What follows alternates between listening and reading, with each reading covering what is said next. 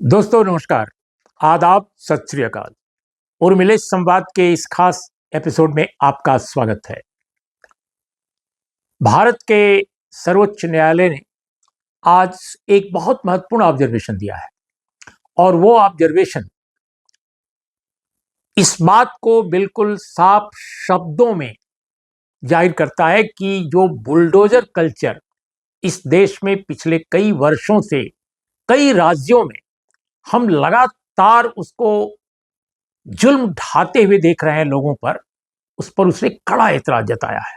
और supreme court का यह कहना है, बहुत साफ शब्द उसके हैं कि कोई सिर्फ आरोप किसी व्यक्ति पर है तो उसके घर को बुलडोज करना, गिराना, यह बिल्कुल गलत है। सुप्रीम कोर्ट आगे कहता है कि कोई अगर दोषी भी साबित होता है, आरोप के जो आरोप लगा है उस आरोप में वो अगर दोषी भी साबित हो जाता है तो भी उसका घर बिना तय कानूनी प्रक्रिया के तबाह नहीं किया जा सकता।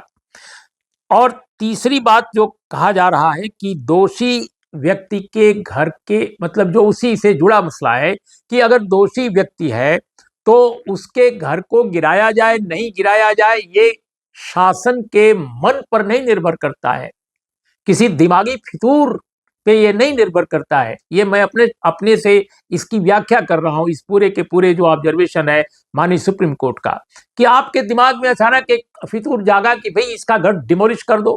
क्यों कर दो? माननीय सुप्रीम कोर्ट ने जो कहा है उसका क्या मतलब है? उसका मतलब यह है कि एक विधि है, एक नियम है, एक कानूनी प्रक्रिया है जिसके तहत ही केवल घर गिराया जा सकता है। और घर गिराने की घटना मेरे हिसाब से तो दोस्तों एक्सेप्शनल होनी चाहिए। जिस मुल्क में लाखों लोग बेघर हैं, जिस मुल्क में 10 लोग एक छोटी सी झोपड़ी में रहते हैं, जहां घर कितना महत्वपूर्ण है, और आप बने बनाए घर को गिरा देते हैं सिर्फ इसलिए कि जो शासन में बैठे लोग हैं, जो शासन में बैठे लोगों को कोई पार्टी चला रही है और उस पार्टी के अगर वो पसंदीदा नहीं है तो पता चला जी घर गिरा देंगे। अब जैसे बहुत सारे प्रदेश हैं, उत्तर प्रदेश, मध्य प्रदेश, तमाम प्रदेशों में हमने देखा है कि माइनॉरिटी कम्युनिटी, खासकर मुस्लिम कम्युनिटी के लोगों के घर बहुत बड़े पैमाने पर गिराए गए। अब सारे तो अपराधी नहीं हो गए, और अगर अपराध भी उन्होंने कोई किया है तो आप क्या घर गिरा देंगे? कमाल है। अगर अपराध किया है तो अपराध की सजा है और वो संविधान के तहत निर्धारित है, सीआरपीसी और आईपीसी में निर्धारित है। अब सीआरपीसी आईपीसी भी भारतीय संहिता के तहत आ गई, नए कानून बन गए, तो कानूनी प्रक्रिया है हर चीज की। लेकिन दोस्तों पहले भी होता था, लेकिन इधर पिछले 8-10 सालों से कई प्रदेशों में, खास तौर पे उत्तर प्रदेश में, मध्य प्रदेश में, राजस्थान में, कई प्रदेशों में हमने देखा कि एक बुलडोजर कल्चर के नाम पर एक संस्कृति का विकास हुआ। और इस बुलडोजर कल्चर को देश के टेलीविजन चैनलों ने बहुत ग्लोरीफाई किया। कुछ टेलीविजन चैनलों ने तो मुझे याद है कि लोकसभा चुनाव के दरमियान और विधानसभा के चुनाव के दरमियान उत्तर प्रदेश में बाकायदा एक पर्टिकुलर लीडर और एक पर्टिकुलर पार्टी के चुनाव चिन्ह की तरह जैसे पेश किया। ये रहा बुलडोजर, बुलडोजर चला। तो बुलडोजर चलने के साथ ये दिखाया कि कैसे एक बाबा नाम लेते थे वो लोग, और वो बाबा का कल बुलडोजर आ गया। अब ये सब टेलीविजन चैनलों पर दिखाया गया। तो मेरे कहने का मतलब कि जिस तरह का शासन में अगर अभद्रता है, वैसे ही हमारी मीडिया में भी कई बार अभद्रता दिखाई देती है, खासकर टेलीविजन मीडिया में। मतलब आप देखकर दंग रह जाएंगे कि क्या किसी लोकतांत्रिक मुल्क के मीडिया में इस तरह के फूहड़ शब्दों का इस्तेमाल किया जा सकता है कि बुलडोजर देखिए सिंबलाइज करता है, ये सिंबल है। बुलडोजर जैसे कोई बहुत महान चीज हो गई, बुलडोजर जैसे लगता है कि कोई राजनीतिक प्रतीक हो गया। कितनी फूहड़ बात है, लेकिन इसको प्रचारित किया गया। तो अच्छी बात यह है कि माननीय सुप्रीम कोर्ट ने तब तो कॉग्निजेंस नहीं लिया। कई बार माननीय सुप्रीम कोर्ट जो है किसी याचिका के बगैर बहुत सारे जो विचारोत्तेजक मसले हैं, देश की जनता, आवाम और लोकतंत्र के लिए बहुत जरूरी हैं, उन पर स्वतः वो संज्ञान ले लेता है। लेकिन माननीय सुप्रीम कोर्ट ने उस दौर में कभी कॉग्निजेंस नहीं लिया स्वतः। मैं समझता हूं कि उसको लेना चाहिए था। लेकिन बहरहाल 2 याचिकाएं दायर की गई। एक याचिका दोस्तों उदयपुर जो राजस्थान में है, वहां के एक व्यक्ति ने दायर की, और दूसरी जो याचिका है रतलाम जो मध्य प्रदेश में है उसके एक व्यक्ति ने दायर की। और इस तरह से इन याचिकाओं को सुप्रीम कोर्ट में सुना गया और माननीय जो जस्टिस बी.आर. गवई साहब हैं और जस्टिस के.वी. विश्वनाथन, इनकी बेंच ने आज ये ऑब्जर्वेशन दिया है जो बहुत महत्वपूर्ण है। और इस ऑब्जर्वेशन में उन्होंने कहा कि बुलडोजर कल्चर ठीक नहीं है, किसी भी आरोप में किसी भी व्यक्ति पर किसी अपराध के साबित हो जाने पर भी किसी व्यक्ति का घर गिराया नहीं जा सकता। सुप्रीम कोर्ट ने इसके साथ ये भी कहा कि हम यानी कोर्ट अवैध निर्माण को संरक्षण देने के पक्ष में नहीं है। यह भी बात क्लियर कर दी कि हम किसी अवैध निर्माण को संरक्षण देने के पक्ष में नहीं है, पर अवैध निर्माण को गिराने की भी वैधानिक प्रक्रिया होनी चाहिए। असल में बात यह है कि जो तुषार मेहता साहब हैं, सरकार के महाधिवक्ता, जो भी सबसे बड़े वकील, उन्होंने इन सरकारों की तरफ से कहा था कि जो याचिकाएं आई हैं और जिन लोगों के घर गिराए गए हैं, इसमें किसी में कानून की अवहेलना नहीं हुई है, कानून सम्मत है। क्यों? क्योंकि प्रक्रिया को नजरअंदाज करके कुछ हुआ था जिसके एवज में सरकार ने या प्रशासन ने, लोकल बॉडी ने, जो भी वहां का प्रशासनिक बॉडी है, उसने घर गिराने की प्रक्रिया शुरू की थी। तो बुलडोजर चला, इसलिए उन्होंने एक तरह से सरकारों का बचाव किया। इस कॉन्टेक्स्ट में ये बहुत महत्वपूर्ण बयान है सुप्रीम कोर्ट का, ये ऑब्जर्वेशन कि आप किसी भी व्यक्ति का घर अगर वो अवैध निर्माण भी है, आमतौर पे माइनॉरिटी कम्युनिटी के लोगों को या पिछड़े वर्ग के लोगों को, जहां जहां सरकार में बैठे कुछ लोग जो पसंद नहीं करते इन कम्युनिटीज को, वो अगर घर गिराते हैं तो कहते हैं कि उनका घर अवैध बना था, उनके घर में कानूनी सैंक्शन यानी मंजूरी नहीं ली गई थी, इसलिए घर गिराया जा रहा है। तो उस पर सुप्रीम कोर्ट कहता है कि अवैध निर्माण को संरक्षण देने के वो पक्ष में नहीं है, पर अवैध निर्माण को गिराने की भी वैधानिक प्रक्रिया होनी चाहिए। ये मैं समझता हूं कि बेहद महत्वपूर्ण ऑब्जर्वेशन है।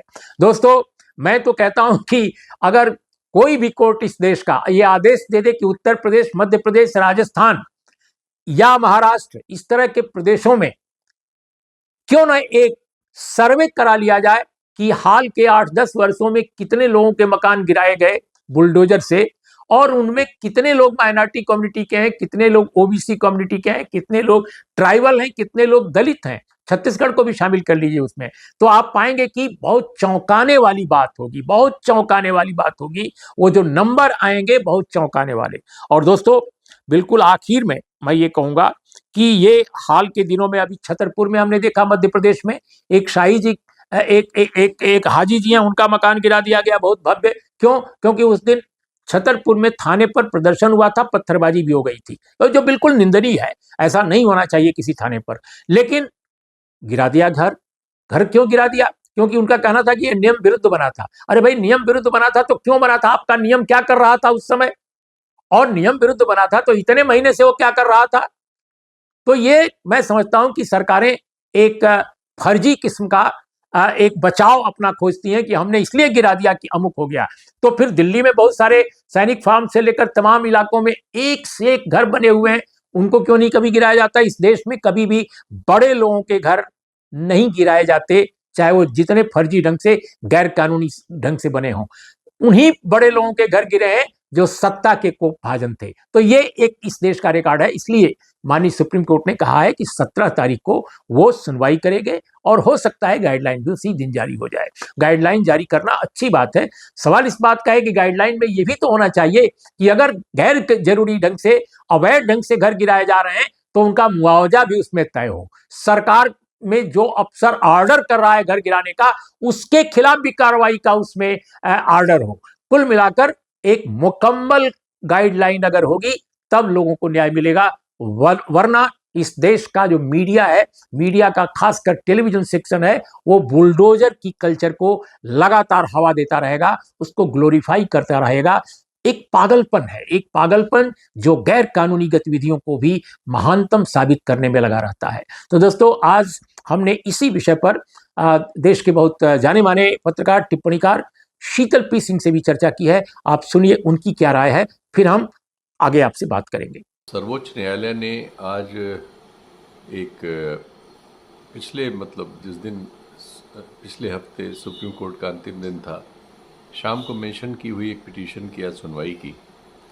ये पिटीशन इस बारे में थी कि विभिन्न राज्यों में, खासकर उन राज्यों में जहां भारतीय जनता पार्टी की सरकारें हैं और मूलतः उत्तर प्रदेश, मध्य प्रदेश और आसाम, महाराष्ट्र में भी ये चीज़ अब सुनवाई में आ रही है।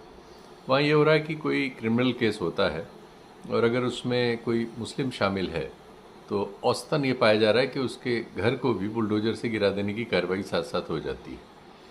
और उस समय जब कार्रवाई होती है उस समय राजनेता वगैरह ये बयान देते हैं कि हम बड़ी सख्ती कर रहे हैं अपराध के खिलाफ और इस क्रम में हम ये घर गिरा रहे हैं। लेकिन जब कानून के सामने मामला आता है तो वो दूसरी बातें करते हैं। वहाँ ये बताते हैं कि घर अवैध तौर पर बना हुआ था और अवैध घरों को गिराने की जो प्रशासनिक कार्रवाई है उसके तहत इसको गिराया गया। ये एक मतलब सार्वजनिक तौर पर स्वीकृत झूठ है जो प्रशासन के मुखियाओं द्वारा, राजनीतिक दलों के नेताओं द्वारा, तमाम संविधान की शपथ लिए हुए लोगों द्वारा देश में बोला जा रहा है और इस पर अमल किया जा रहा है। इसमें हम शिकार होने वालों में ज़्यादातर यही पाते हैं।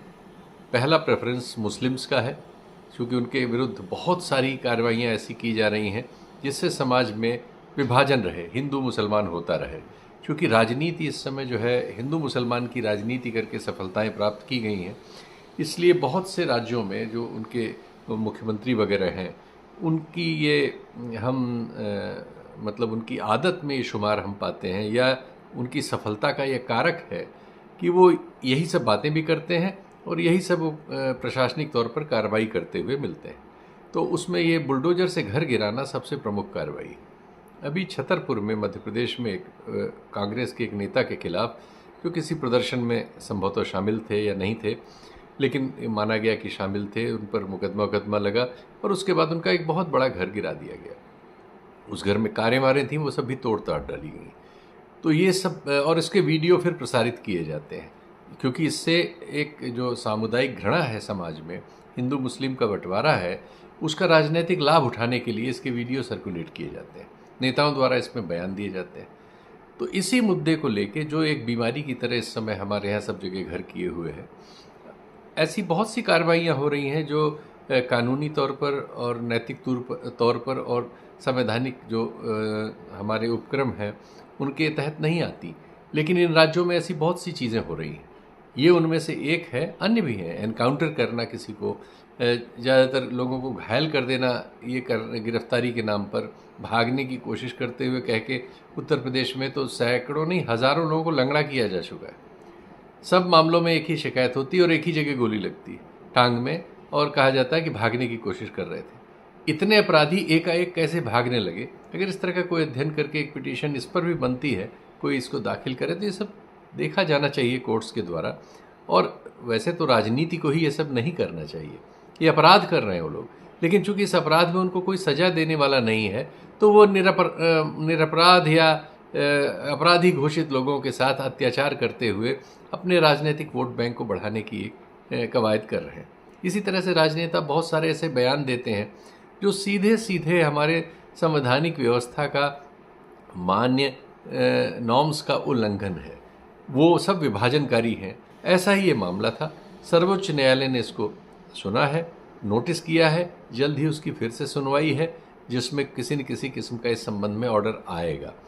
लेकिन इस तरह के मामले में तो खैर अभी एक साथ इसकी सुनवाई होने वाला तो ये अपनी तरह का मामला है, लेकिन इसके पहले कोर्ट्स बहुत बार इस तरह की चीज़ों की सुनवाइयाँ करके अपनी राय व्यक्त कर चुकी है और इस चीज़ को जो गलत है उसको गलत कह चुकी है।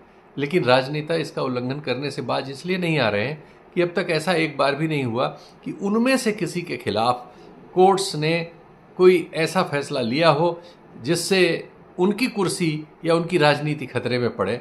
और जब तक उनको दंड नहीं मिलेगा तब तक अभी इस तरह के फैसलों से इसमें सचमुच में कितना न्याय हो पाएगा, ये देखने वाली चीज़ होगी।